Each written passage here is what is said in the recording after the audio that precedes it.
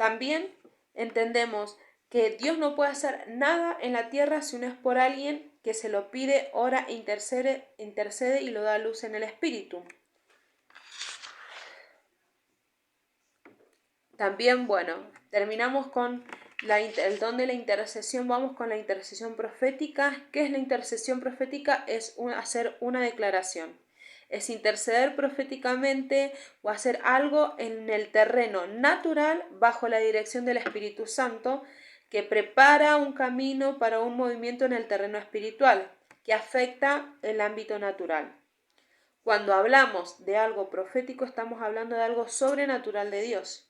Dios nos declara una palabra y lo revela en un instante específico, ya sea para ese momento o para el futuro. Entonces, la declaración profética es también cuando nosotros declaramos proféticamente o pronunciamos los planes que Dios quiere llevar a cabo. Nos convierte Dios en su boca.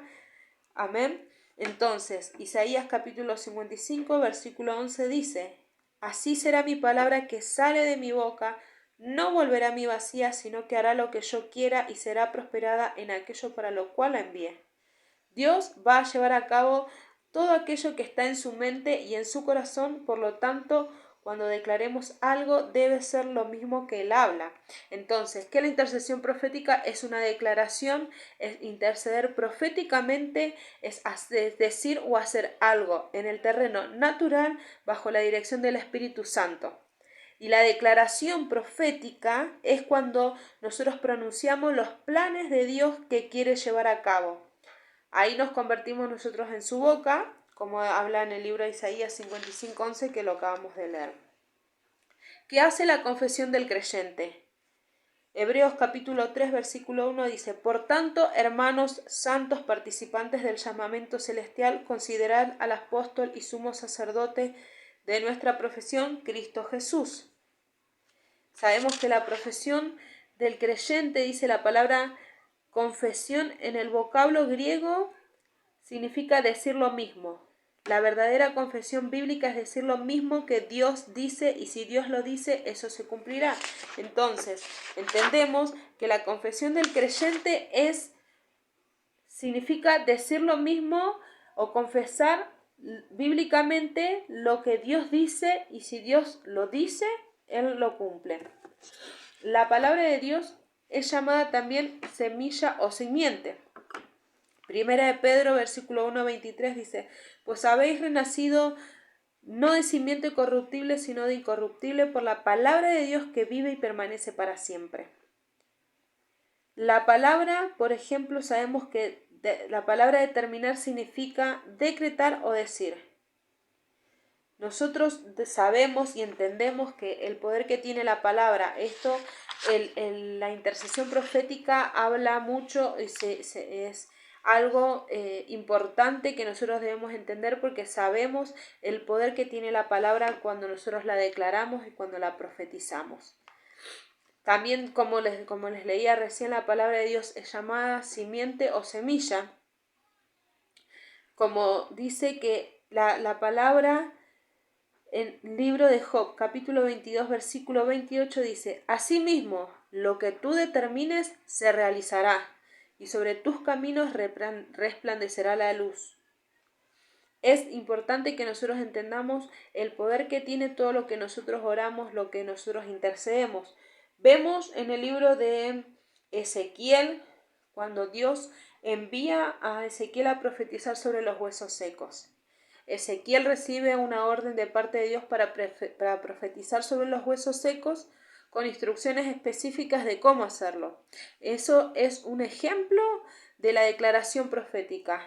Nosotros vemos a Ezequiel que fue obediente y actuó con fe haciendo una declaración profética de hablarle a esos huesos secos, a ese valle de huesos secos, que se levantaran. ¿Qué simbolizan los huesos secos en el libro de Ezequiel capítulo 37? Dice que es un símbolo de una condición espiritual donde como se encontraba el pueblo de Israel. Dios hizo por medio de Ezequiel, lo utilizó para plantar semillas que más tarde darían un fruto en el pueblo. Entonces nosotros hoy entendemos a través de Ezequiel, del libro de Ezequiel, cómo una palabra profética, cómo una declaración profética puede causar y traer un avivamiento, un despertar en aquello que estaba muerto, en aquello que parecía dormido, en aquello que no estaba funcionando a través de una declaración profética. Y una acción profética es la vara de Moisés. En el libro de Éxodo capítulo 14, versículo 21, habla sobre Moisés cuando extiende su mano sobre el mar y hizo que el mar se retirara y ellos pudieron cruzar y el mar quedó dividido. Nosotros vemos la acción profética cuando Moisés extiende su vara sobre el mar rojo. ¿Por qué? Dice Moisés tuvo que extender su mano para que el mar se abriera. Moisés fue un intercesor. En ese momento hizo un acto profético de extender la vara que simbolizaba la autoridad de Dios. Si dice que si no hubiese extendido la vara sobre el mar, no se hubiese dividido. Ese acto de intercesión profética le dio a Dios el derecho legal para abrir el mar. También vemos los brazos de Moisés que fueron usados en el libro de Éxodo capítulo 17, versículos 9 y 13, cuando cuando Moisés sube al monte y es levantado en sus brazos. El pueblo dice que Moisés se encontraba cansado y Aarón y Hur levantaban sus brazos y el pueblo de Dios ganaba esa batalla. Entonces, ¿qué quiere decir? Que vemos a Moisés en la colina, en el monte, en esa montaña, levantando la vara de autoridad. Dice, mientras la mantenía en alto, Israel prevalecía sobre su enemigo, pero cuando la bajaba, el cansancio venía sobre él. Entonces Amalek prevalecía. Entonces, dice, esto no tiene nada que ver con el ánimo, sino con lo que está sucediendo en el ámbito espiritual. Una acción profética de levantar la vara de la autoridad está dándole permiso a Dios para cambiar la situación en lugares celestiales. Cuando Satanás es derrotado en el espíritu, las situaciones naturales cambian a favor de los hijos de Dios. ¿Qué quiere decir? Que Moisés, al estar cansado, el pueblo de Amalek le iba ganando la batalla sobre el pueblo de Israel. Pero encontró a Aarón y Hur levantando sus manos a Moisés, ayudándolo para que el pueblo de Dios ganara. Eso fue una acción profética porque Moisés, a pesar del cansancio, él estaba levantando y la autoridad de Dios estaba siendo levantada. Entonces el pueblo de Israel ganaba. También vemos en la roca de agua, en el libro de Éxodo también capítulo 17, donde el Señor le manda a Moisés a golpear la roca y sale el agua. Dice, bueno, vemos hasta ahí el capítulo del poder y la autoridad de atar y desatar. Dios creó, sabemos, al hombre para señorear. Génesis capítulo 1, versículo 26 dice, entonces dijo Dios, hagamos al hombre a nuestra imagen, conforme a nuestra semejanza, y tenga potestad sobre los peces del mar, las aves de los cielos y las bestias sobre toda la tierra y sobre todo animal que se arrastra sobre la tierra. Primero entendemos que Dios le dio una autoridad al hombre para ejercer señorar en la tierra, pero a través de dos formas. Primero a través de un cuerpo físico, que es el que le da el derecho al hombre para vivir en esta tierra legalmente. También por medio de su libre albedrío o voluntad propia. Dios estableció en su palabra que le daba al hombre una voluntad, pero propia, para escoger y de tomar sus propias decisiones. Entonces, ahí ya tenemos cómo Dios creó al hombre para señorar, libro de Génesis capítulo 1, 26, y por medio de qué, de un cuerpo físico y por medio de su libre albedrío. El hombre cae en pecado. Adán no ejercitó ni un señorío ni autoridad sobre su mujer ni sobre la serpiente. Pero Jesús recupera la autoridad. Jesús vino a la tierra, nació una virgen, se hizo hombre y entró a la tierra en un cuerpo físico, lo cual le dio el derecho legal a Jesús para morir en la cruz, para que Él resucitara al tercer día y para que conquistara por medio de su resurrección la autoridad y el poder nuevamente. Luego eso fue entregado a la iglesia, que la iglesia somos los que hemos creído en Él. Dice Mateo 28, 18, Jesús se acercó y les habló diciendo, toda potestad me es dada en el cielo y en la tierra. La palabra potestad, hay diferentes traducciones bíblicas que significa potestad es lo mismo que autoridad. ¿Qué es autoridad?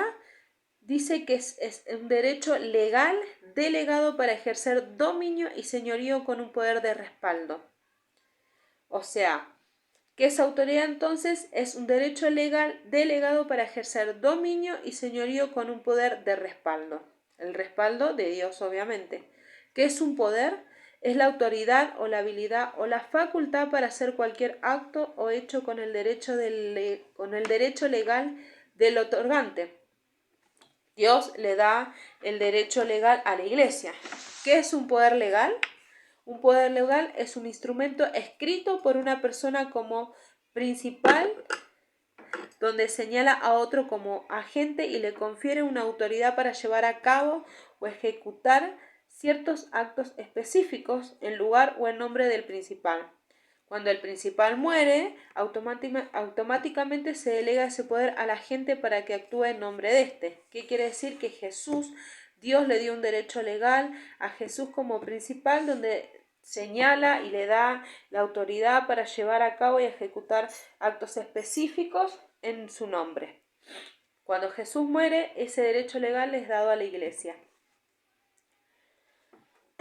¿Cómo podemos aplicar esta descripción legal a lo espiritual en el caso de Jesús? Sabemos que Jesús vino a esta tierra como un hombre, murió y resucitó. Con su resurrección, Jesús nos dio un poder legal, el cual nos dejó por escrito. En ese derecho, el principal es el Señor de los cielos y la tierra, y nosotros somos sus agentes.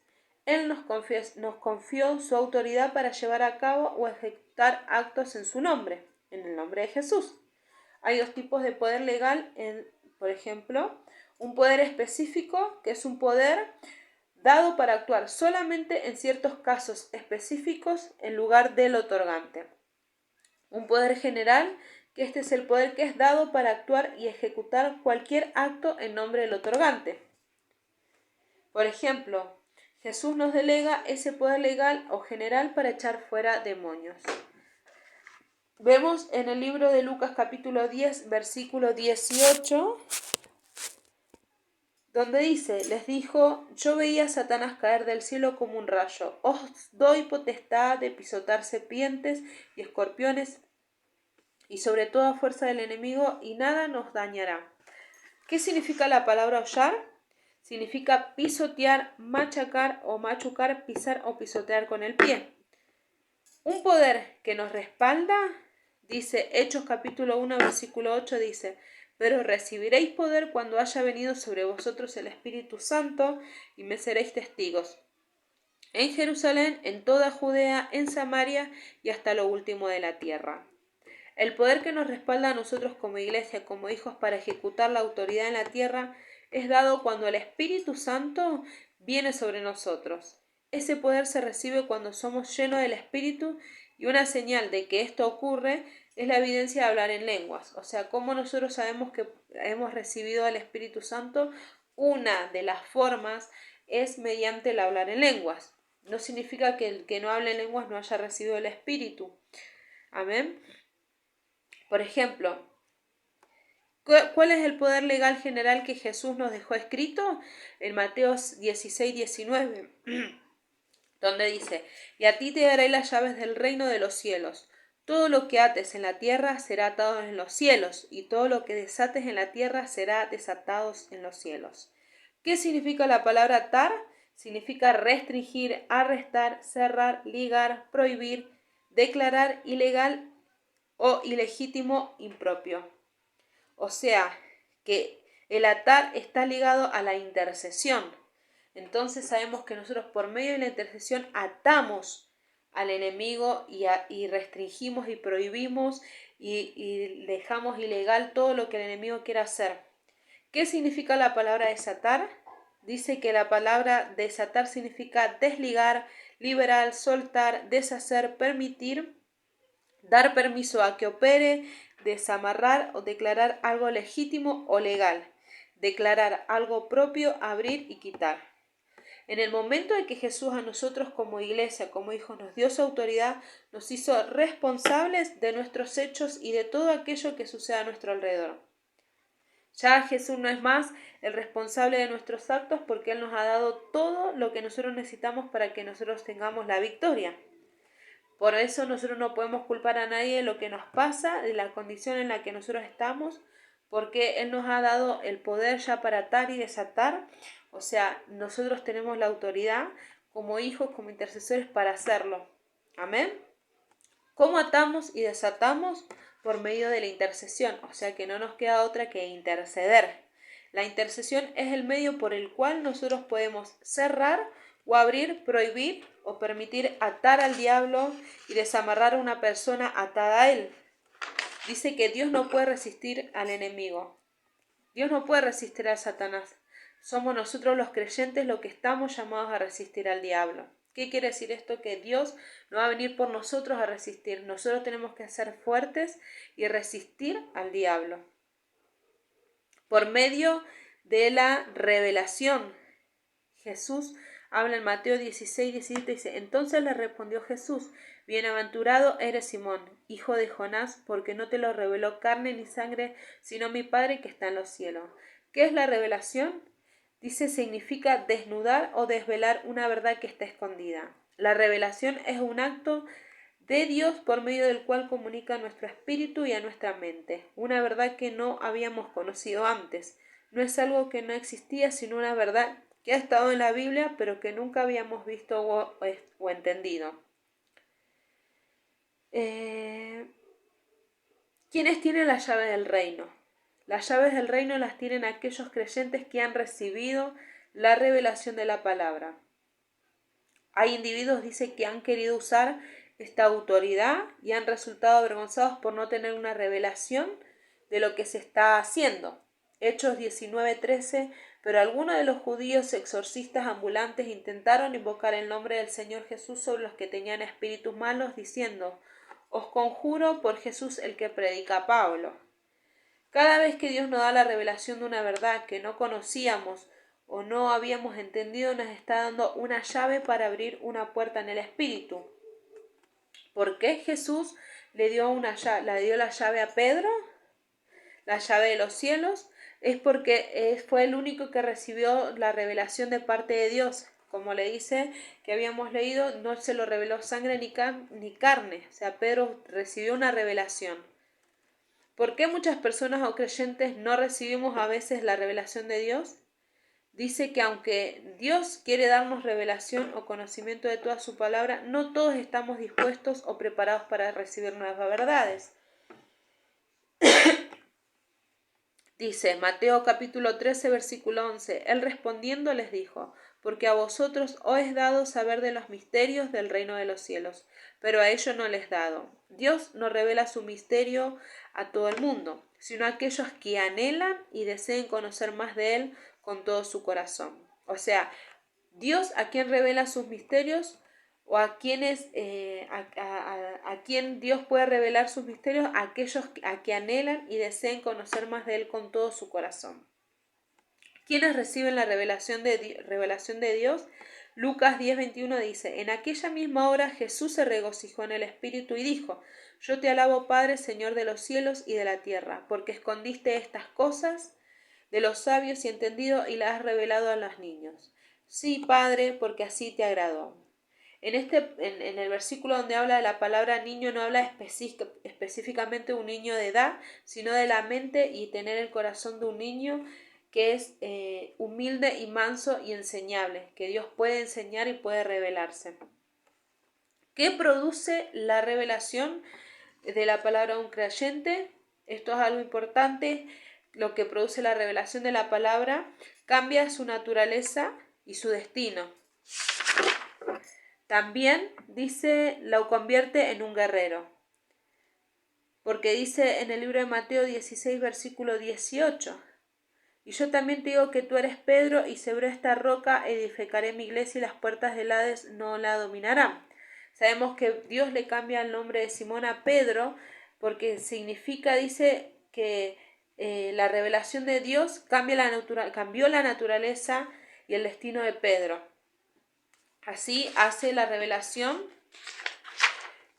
Así hace la revelación, lo que produce la revelación de la palabra de un creyente. Primero cambia su naturaleza y su destino y lo convierte en un guerrero. Con esto nosotros vamos a estar preparados para que ustedes a través de estos dos videitos que vamos a subir, que puedan ustedes estudiarlos y meditar y leer y repasar para poder entregarles el trabajo práctico. Y bueno, los enviamos un gran abrazo, que el Señor los bendiga.